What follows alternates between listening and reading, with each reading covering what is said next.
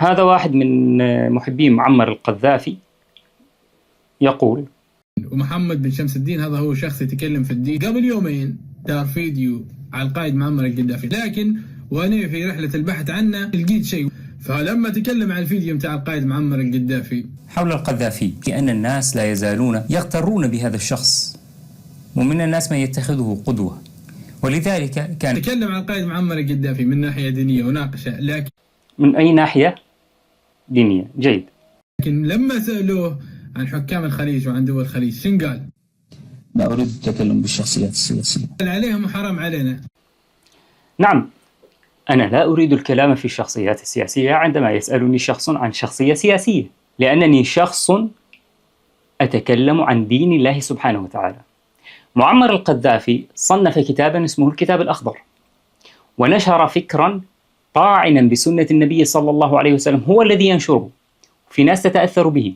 كذلك فإنه ينشر مبدأ التشيع، وأن هذه الدول لابد من أن يحكمها الشيعة، وهم الأحق بالحكم، الشيعة والروافض وكذا، وهذا بيناه في الحلقة بصوتياته. كذلك يدعو إلى قراءة عدد من آيات القرآن بطريقة غير الطريقة التي يقرأها المسلمون، وهذا كله بينته في حلقتي عنه.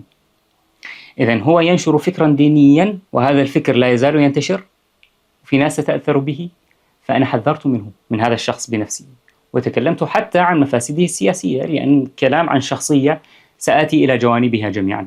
لكن تأتيني بشخصية سياسية وتقول لي تكلم عنها، سواء صدام حسين اللي هو ميت، أو محمد بن سلمان اللي هو حي، أو أردوغان اللي هو حي. أنا دائما لما بدي أذكر محمد بن سلمان بدي أذكر أردوغان، إذا ذكرت أردوغان بدي أذكر محمد بن سلمان، مشان الناس ما تذهب إلى أني أتوجه توجها معينا. فأنا ليس غرضي أن أتكلم عنه، لأنه لا يقدم فكرا دينيا محددا من عنده.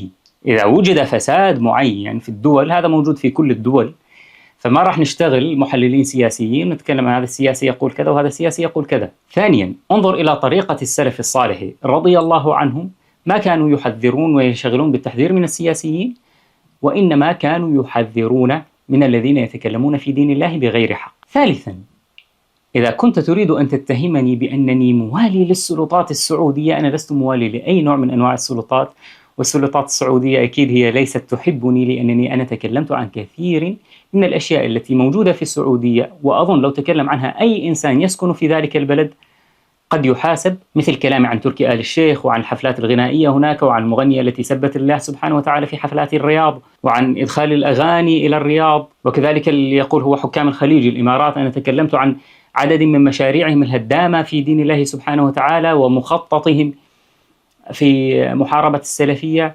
والأصنام التي نشرت هناك. وعمان أيضا دولة خليجية محترمة وأهلها محترمون، لكن أيضا تكلمت عن مفتيها، وتكلمت عن المذهب السائد فيها اللي هو المذهب الإباضي. واليمن لا يعدونها ضمن الاتحاد الخليجي، ولكن هي من الدول الخليجية، أيضا تكلمت عن الناس الذين فيها الذين يرأسونها اللي هم الحوثية، وبينت كفرهم. فموضوع المتاجرة بمثل هذه القضية لا تكون معي، تاجروا فيها مع واحد آخر يعني، أما معي أنا لا تستطيعون التجارة فيها، لأني بحمد الله أقول ما لا يقوله غيري من الحق بإذن الله تعالى. وليس عندي عداء ضد شيء من هذه الدول، إنما هي وغيرها من الدول إذا وجدنا فيها شيئا، حتى الدولة التي أسكن فيها هنا، أنا أسكن في ألمانيا ولست أسكن في السعودية، تكلمت عن كثير من المفاسد التي فيها، التي تتعلق أو يهتم بها العرب الذين يسمعون الكلام العربي، ولست مهتما بالمشاكل الألمانية الخاصة بها، يعني لا أقدم محتوى بلغة ألمانية. فإذا بدك أنت أن تستغل بعض الكلمات وكذا لتقول إنه هذا يوالي حكام ولا ما يوالي حكام، لتدافع عن موقفك الغير متعلق بهذه القضية، ما يطلع لك. ولكن هذا أسلوب إعلامي فاسد، فأرجو من الناس أن يترفعوا عنه. بدك تدافع عن القذافي، دافع عن القذافي، ولكن ليس بهذه الطريقة الفاشلة.